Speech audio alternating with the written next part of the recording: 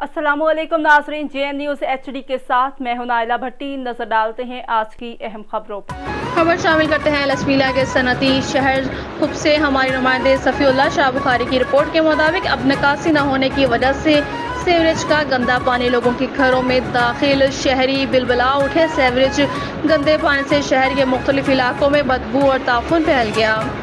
बारिश के पानी के साथ साथ सीवरेज का गंदा पानी लोगों के घरों में दाखिल। म्यूनसिपल कॉरपोरेशन का अमला मंजर आम से गायब। ताफून और बदबू से इलाका मकीनों का सांस लेना मुश्किल।